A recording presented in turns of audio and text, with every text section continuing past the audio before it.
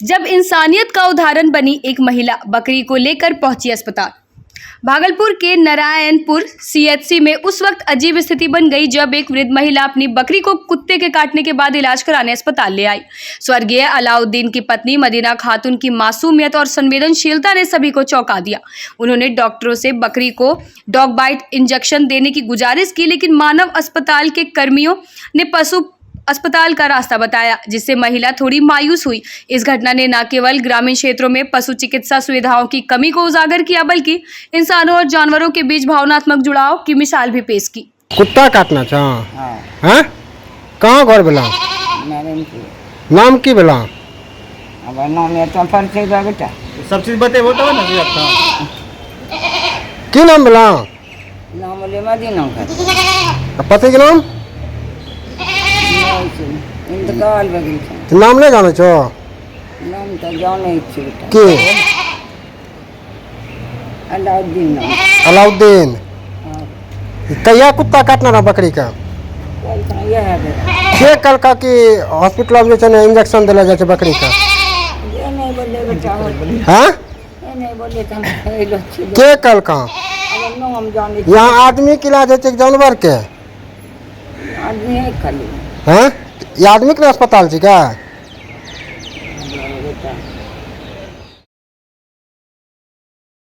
सदर एसडीओ धनंजय कुमार का तबादला, विकास कुमार को सौंपी गई जिम्मेदारी। भागलपुर में प्रशासनिक फेरबदल के तहत सदर एसडीओ धनंजय कुमार का तबादला खगड़िया कर दिया गया है, जहां वे अब सदर अनुमंडल पदाधिकारी होंगे। उनकी जगह पटना के वरीय उपसमाहर्ता विकास कुमार ने भागलपुर सदर एसडीओ की जिम्मेदारी संभाली है। विदाई के मौके पर अनुमंडल कार्यालय में एक भावुक समारोह हुआ, जहां अधिकारियों ने गुलदस्ता भेंट कर धनंजय कुमार के कार्यकाल की सराहना की और उनके उज्जवल भविष्य की शुभकामनाएं दी। प्राथमिकताएं हमारी जो जिम्मेदारियां हैं उसको सही से और सही समय पे उसका निर्वहन हो, और जो भी पब्लिक से रिलेटेड जो इश्यूज़ हैं उसको मैं ठीक ढंग से उसको रिजॉल्व करूं, और एक अच्छे प्रशासन का एक जो महत्व होता है वो हमारा बना रहे, और पब्लिक फ्रेंडली और पीपल फ्रेंडली एक जो अप्रोच होता है उसको मैं कोशिश करूंगा कि उसके तहत अच्छे से सभी काम को करूं। अपने अनुमंडल के लोगों को क्या संदेश देंगे सर आज? संदेश ये एक जिम्मेदारी दी गई है जिसका मैं हमेशा उपलब्ध हूं आपके लिए, एनी टाइम एनीवेयर, कभी भी फ़ोन के माध्यम से या मिल के कभी भी आप मिल सकते हैं, और मैं आपके लिए ही हूँ। मेरा बस मूल यही है कि अच्छे से काम हो और सही ढंग से काम हो। बाकी जो डिटेल्स हैं वो जब इसका इम्प्लीमेंटेशन होगा तो आप स्वयं इस चीज़ को महसूस करेंगे, अच्छा या बुरा। तो मेरी कोशिश यही रहेगी कि सब काम अच्छे से हो और सब सही समय से हो, और बस यही कोशिश रहेगी हमारी। Thank you sir. भागलपुर में पोषण भी पढ़ाई भी प्रशिक्षण का समापन। भागलपुर के नाथनगर परियोजना अंतर्गत 2 दिवसीय पोषण भी पढ़ाई भी प्रशिक्षण कार्यक्रम का सफल समापन हुआ। सीडीपीओ पिंकी कुमारी की अध्यक्षता में आयोजित इस प्रशिक्षण में आंगनबाड़ी सेविकाओं को नई शिक्षा नीति के अंतर्गत बच्चों के समग्र विकास, पोषण, प्रारंभिक शिक्षा, दिव्यांग बच्चों की पहचान एवं रेफरल प्रक्रिया जैसे महत्वपूर्ण विषयों पर विशेष जानकारी दी गई। महिला पर्यवेक्षिका निभा कुमारी, निवेदिता भारती, पुष्पांजलि कुमारी और कार्यपालक सहायक सूरज अवस्थी ने भी प्रशिक्षण में भाग लेकर सेविकाओं को उपयोगी सलाह दी। इस मौके पर सभी सेविकाओं की उपस्थिति और भागीदारी ने कार्यक्रम को सफल बनाया। आज का प्रशिक्षण में सीखे वृद्धि निगरानी और दिव्यांगता के विषय में मैडम बताई कि जो बच्चा दिव्यांग है विशेष रूप से उसे घरेलू उपाय बताएं, नहीं तो उसको जो है एनआरसी में भर्ती कराएं। कितने दिनों का ये प्रशिक्षण था? 3 दिनों। ये नाश्ता खाना चाय ये सब पेपर में आया था? नाश्ता खाना चाय सब बहुत अच्छा हम लोग को मिल रहा है, कोई परेशानी नहीं है। ये मतलब खबर छपने के बाद ये हुआ ना? खबर छपने के हम लोग तो परेशान थे कि ये झूठा खबर छाप कौन दिया। हम लोग सोच रहे थे कि आप लोग आए तो बताएं। सेविका के बीच में हम लोगों को बताया गया कि जिस तरह से आप बता रही हैं, आप ही के सेविका के द्वारा हम लोगों को ये जानकारी मिला था, और जिस तरह आप बता रहे हैं उसी तरह वो भी बयान अब कौन अब कौन सेविका थी नहीं थी, और उसको क्या परियोजना से क्या था, दुश्मनी था, क्या था नहीं था, वो सब तो हम लोग कुछ नहीं जानते। लेकिन हम लोग को सब चीज नाश्ता, खाना, शौचालय, चाय, सब चीज ठीक है। प्रशिक्षण भी बहुत अच्छा है, हम लोग की मैडम लोग भी बहुत अच्छी है। अपने से रहकर सब कुछ कर रही है। मैं निहारिका कुमारी, कोड 136। भागलपुर में दिन दहाड़े सराफा व्यवसायी पर जानलेवा हमला, मायागंज अस्पताल में भर्ती। भागलपुर के पंजवारा थाना क्षेत्र में दिन दहाड़े सराफा व्यवसायी बाबूलाल शाह पर धारदार हथियार से हमला कर दिया गया। बाजार में घात लगाए बदमाशों ने दुकान जाते समय 4 बार चाकू मारा, जिससे वह गंभीर रूप से घायल हो गए। पहले रेफरल अस्पताल और फिर मायागंज अस्पताल में भर्ती कराया गया, जहां इलाज जारी है। परिजन और स्थानीय व्यापारी दहशत में हैं। वहीं पुलिस सीसीटीवी फुटेज खंगाल कर बदमाशों की तलाश में जुटी है। शुरुआती आशंका लूटपाट की नीयत की ओर इशारा कर रही है। 3 लोगों ने आपके पति को चाकू मारा? 3 आदमी था, दुकान घर से दुकान आ रहा था, 10 मिनट के अंदर पीछे से चाकू मार दिया। जबलपुर से लखपुरा दुकान आ रहा था। दुकान में जा रहे थे? हाँ। क्या लगता है कि पहले से हमसे कोई नहीं, कोई धमकी वगैरह नहीं, कोई धमकी उनकी नहीं दिया। अभी स्थिति कैसी है?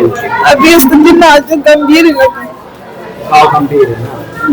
चाकू बहुत अलग अलग है। हाँ, पेट में चाकू है, सीना में चाकू है, मुंह में चाकू है, हाथ में चाकू है।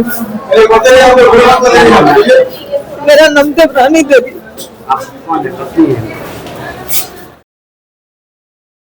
सुल्तानगंज में कांग्रेस का जन चौपाल, सैकड़ों स्कूली बच्चों को बांटे बैग, चुनावी तैयारियों में दिखी तेजी। सुल्तानगंज विधानसभा क्षेत्र में कांग्रेस पार्टी ने आगामी चुनाव को लेकर जन चौपाल और आम सभा का आयोजन कर जनता से सीधा संवाद साधा। जिला अध्यक्ष परवेज जवाल और भावी प्रत्याशी राजेश मिश्रा के नेतृत्व में आयोजित इस कार्यक्रम में सैकड़ों स्कूली शिक्षा से जोड़ने के उद्देश्य से बैग बांटे गए। कांग्रेस नेताओं ने राहुल गांधी के विचारों को साझा करते हुए मौजूदा सरकार पर हमला बोला और कहा महंगाई, अपराध और बेरोजगारी चरम पर है, जबकि कांग्रेस गांव-गांव जाकर जनता की बात सुन रही है। पार्टी का दावा है कि नेहरू के सपने और राहुल गांधी की सोच को लेकर वह चुनावी मैदान में मजबूती से उतर रही है। जननायक राहुल गांधी के सिपाही हैं और हमारे जननायक राहुल गांधी जी का जो फैसला है या जो विज़न है वो एकदम क्लियर है कि बच्ची पढ़ेगी तो समाज शिक्षित है।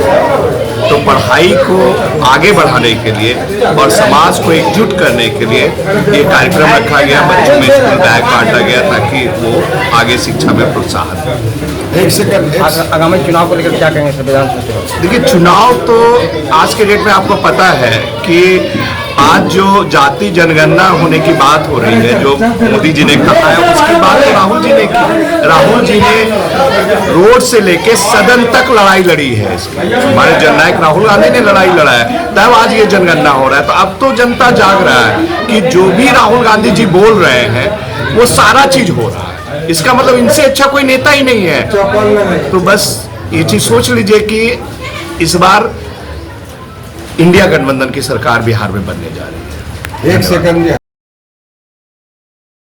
संदिग्ध हालत में युवक की मौत, गोली मारकर हत्या की आशंका से सनसनी।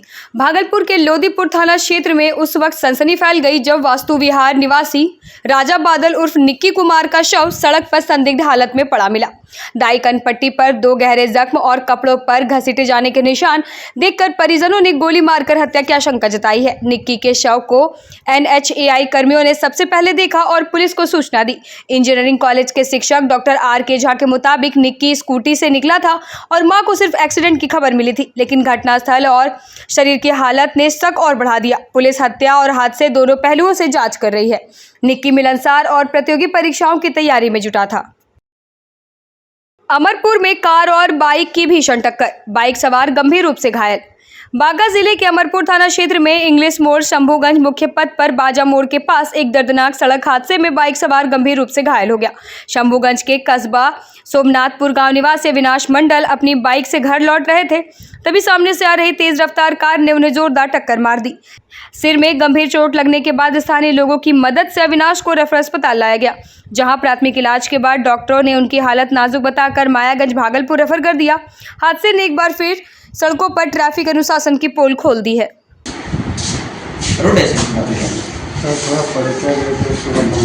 हम लोग पत्रकार हुए, समझे ना, क्या घटना घटा ये बतलाना है आपको। क्या नाम हुआ आपका? कहाँ घर हुआ? कहाँ? कौन थाना में पड़ता है? थाना? कोई दिक्कत नहीं, आप बतलाइए ना।